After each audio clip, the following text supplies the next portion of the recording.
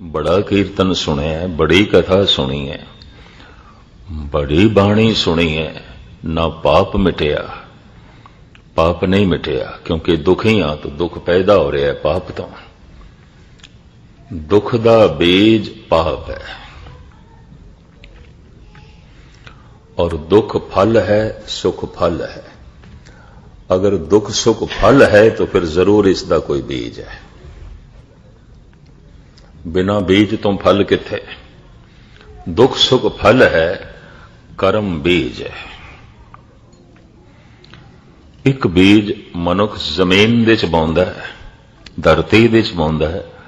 धरती दा बोया होया बीज ऐसा भी हो सकता है मैं बीजिया खा कोई होर रहा है, दरख्त मैं लाया है, छां तले कोई होर बैठा है, उहदे फल कोई होर खा रहा है। पर जीवन दी धरती दे जो मनुख कर्म दा बीज बोंदा है वह आप ही खाना पैंदा है। आप बीज आपे ही खा, वो दूजा नहीं खा सकता। मैं बीजिया मेरा पुत्र वो नहीं खा सकता। मैं बीजिया मेरा पिता वो नहीं खा सकता।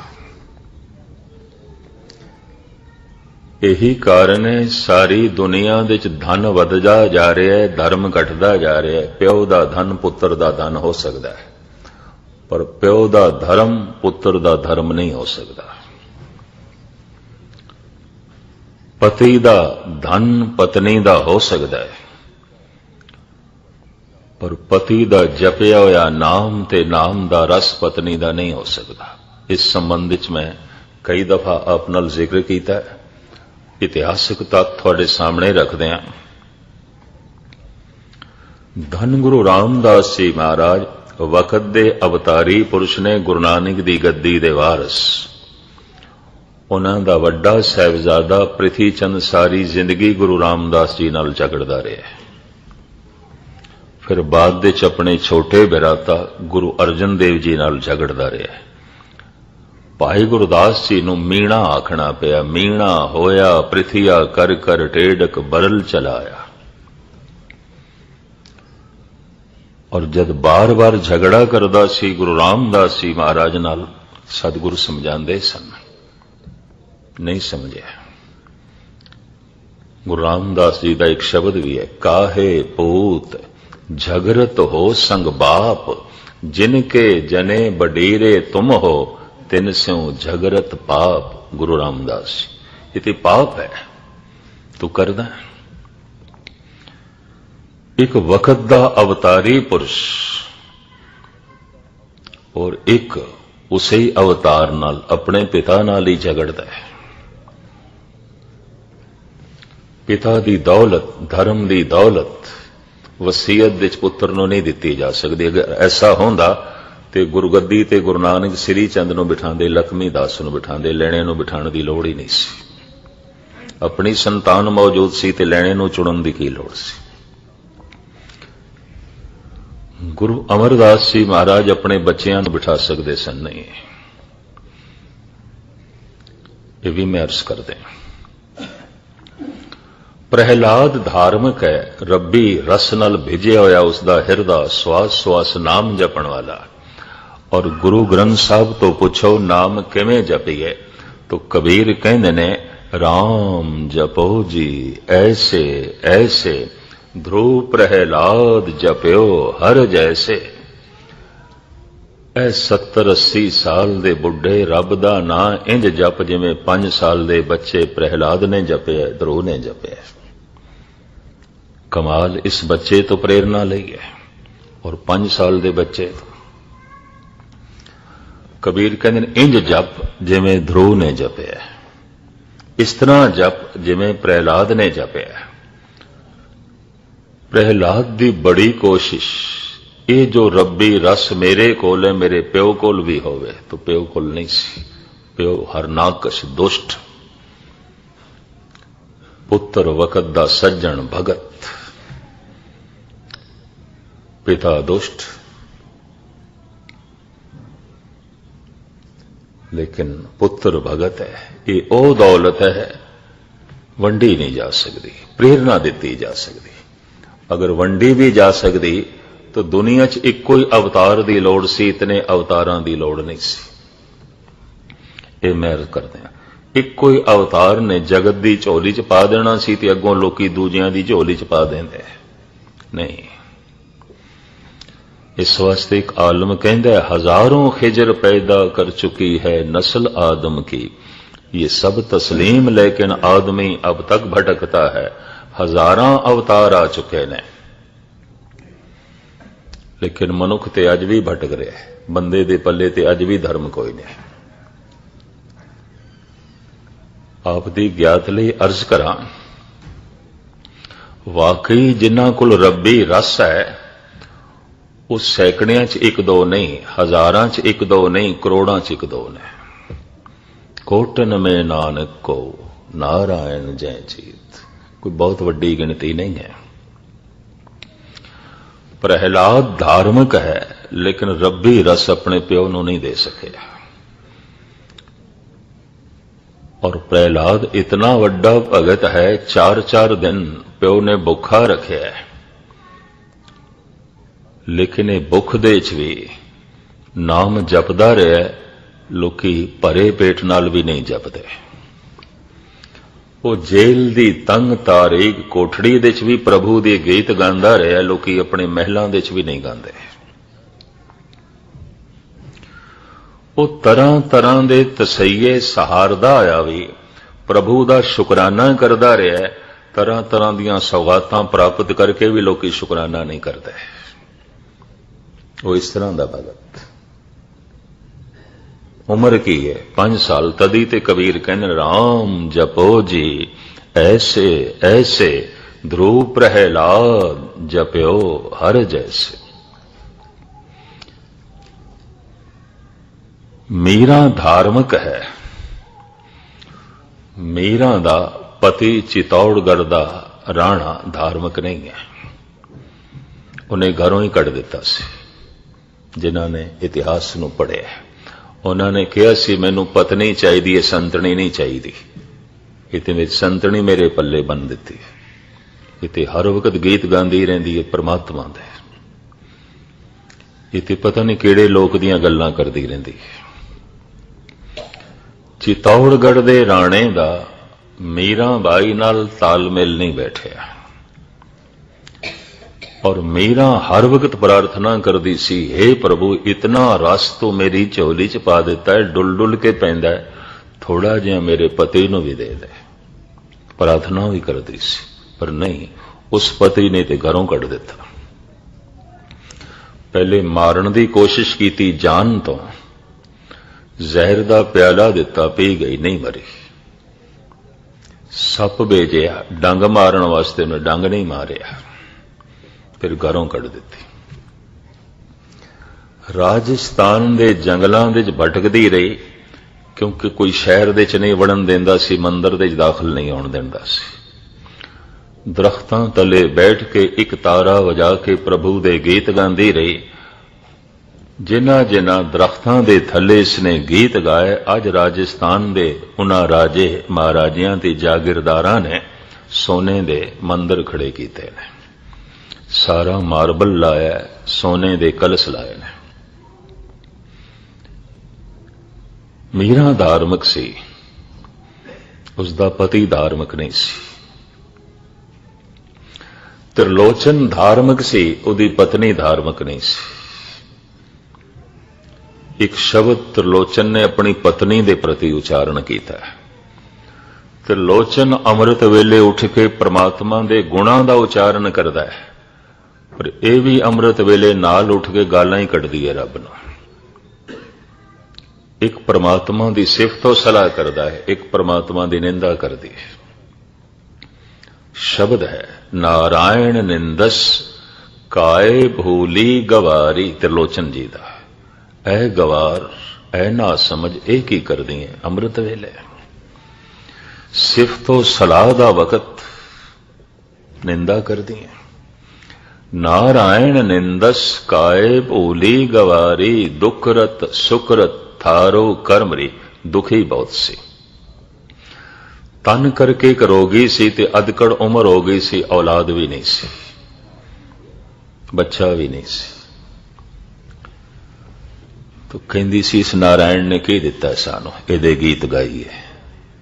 रोग दिता है, रोगी तन दिता है, ते बे औलाद, औलाद कोई नहीं। की लोड़ है इसकी सिफत सलाह करन दी। त्रिलोचन समझाते ने दुकरत सुकरत थारो कर्म री, दुख सुख ते तेरे कर्मां दा फल है। दुख सुख ते फल है, ते जे फल है तो उसका बीज है, उसका बीज है तेरे कर्म।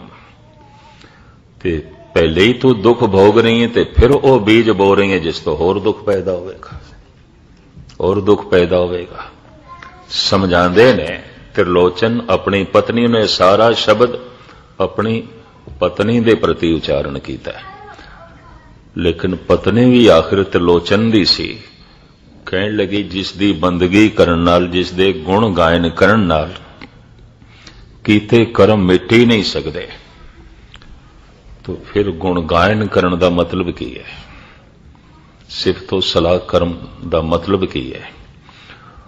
बड़ियां दलीलां दित्तियां त्रिलोचन ने। कीता कर्म नहीं मिटदा, कृत कर्म नहीं मिटदा। और फिर इस शब्द दी अखीरलियां पंक्तियां, चूंकि इस वक्त प्रकरण नहीं है मेरा, पूर्वलो कृत कर्म न मिटेरी घर गहन नहीं मिटदा। पूर्वलो कृत कर्म न मिटेरी घर गहन, तांचे मो जापी अले राम चे नामंगे। इस वास्ते में प्रभु दा नाम जपदा, कर्म ते मिटना ही नहीं। पर त्रिलोचन दी पत्नी आखिर त्रिलोचन दी, ते जे मिटना ही नहीं ते राम जपण दा मतलब, मिटना ही नहीं ते प्रभु दी बंदगी दा मतलब है। प्रभु दी बंदगी मनुख दी सुरत नूं, मनुख दे ध्यान नूं इतना उच्चा कर देंदी है, दुख सुख उसदे पैरां दे थल्लों लंघ जांदे। नहीं ते अक्सर मनुखां नूं किधरे सुख हिला के रख देंदे, किधरे दुख हिला के रख देंदे। कोई सुख करके अयाश ते बदमाश हंकारी हो गया है, कोई दुख करके बेचैन ते बेहाल हो गया है। रस्ते दा रोड़ा बन गया किधरे सुख, रस्ते दा रोड़ा बन गया किधरे दुख। कोई दुखां दे रोड़े नूं नहीं हटा सकिया, कोई सुखां दे रोड़े नूं नहीं, रुक गए ने। पर ओ मनुख कसवटी ते पूरा उतर गया, रोड़ियां दे उपरों लंघ आया है। रोड़े ते कोई गल नहीं, असी रुकना नहीं है। दुख ते कोई गल नहीं, न सुख ने हिलाया न दुख ने हिलाया। धन गुरु तेग बहादुर साहब जी महाराज दे बोल, जो नर दुख में दुख नहीं माने। दुख ते आया है, पर हुण दुख मन नूं नहीं छूंदा। अगर तन नूं छू भी गया तो ठीक है। हुण उस दुख दे प्रति मन विच शोक नहीं पैदा होंदा, चिंता नहीं पैदा होंदी, दुख नहीं पैदा होंदा, संताप नहीं पैदा होंदा। कोई बारों औकड़ आ गई है, कोई गल नहीं। कोई तन दे च रोग पैदा हो गया, कोई गल नहीं। जो नर दुख में दुख नहीं माने, सुख सने अर भय नहीं जाके। ते सुख नाल कोई इतनी हुण पकड़ भी नहीं रहेगी, कोई बहुती पकड़ भी नहीं रहेगी। नहीं तो अक्सर मनुख की जिंदगी इंज बतीत होती है, दुख सुख करत जन्म फुन मोआ। दुख दे च रोंदा रहा, सुख दे च हसदा रहा, आखिर मर गया। यही मनुख की जिंदगी होर की है। मैनू एक छोटी जी गाथा याद आई है। ईरान के शहनशाह ने किधरे फिरदौसी नूं कहा, मैं सारे संसार दियां इतिहासक घटनावां नूं जानना चाहना। सारे संसार, हर मुल्क, हर कौम विच जो इतिहासक वाक़े होए ने, जो काबिले दीद होवन, काबिले शुनीद होवन, वो मैं जानना चाहना। तू संसार दियां सारियां ये महान घटनावां लिखती रूप विच मेरे सामने लिया। फिरदौसी शायर से और आप दी ਗਿਆਤ ਲਈ अर्ज करा धन गुरु गोबिंद सिंह जी महाराज भी फिरदौसी ਨੂੰ सन्मान देंदे ने। जफरनामा लिखिया है औरंगजेब ਨੂੰ जित दी जो चिट्ठी लिखी है, जफरनामे का मतलब जित दियां चिट्ठियां, ਉਹਦੇ ਚ धन गुरु गोबिंद सिंह जी महाराज कहते ने चे खुश गुफ्त फिरदौसीए खुशतर जवां के जूदी बवदकार आहिर मना।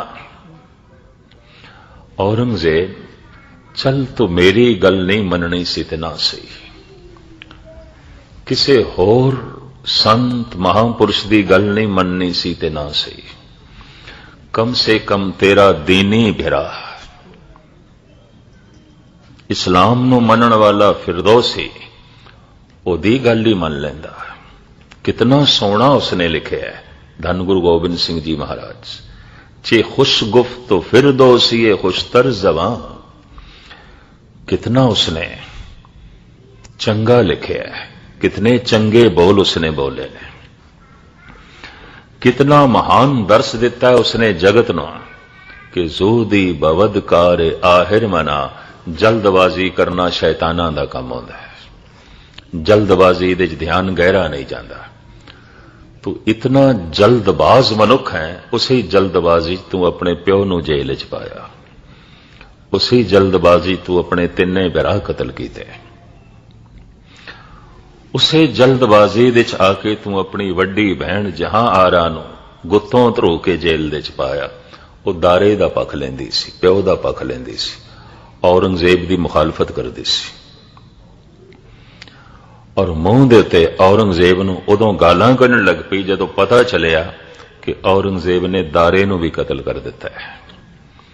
दारा फकीर तबीयत बंदा सी, दानी सुभाअ दा भी सी ते ज्ञानी भी सी, शायर तबीयत भी सी, उसनूं भी कतल कर दिता। जद जहां आ रहा गालां कढण लगी, औरंगजेब नूं झाड़न लगी, गुत्तों धरो के उसनूं भी बंद किया। 7 साल जेल दे च रही है, मरी भी जेल दे च।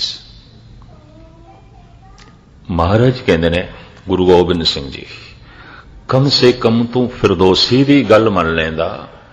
जल्दबाजी ते शैतानां दा काम आउंदा है ते तेरे हर काम दे उत्ते शैतानियत दी मोहर लगी है, क्योंकि तू जल्दबाजी की है, गहराई नाल सोचिया ही नहीं, किसी गल दी जो है तह दे जो है तू गया ही नहीं, गहराई दे जो है तू गया ही नहीं, उसनू समझण दी तू कोशिश ही नहीं की। चे खुश गुफ्त फिरदौसी खुशतर जबां के जूदी बवद कार आहिर मना।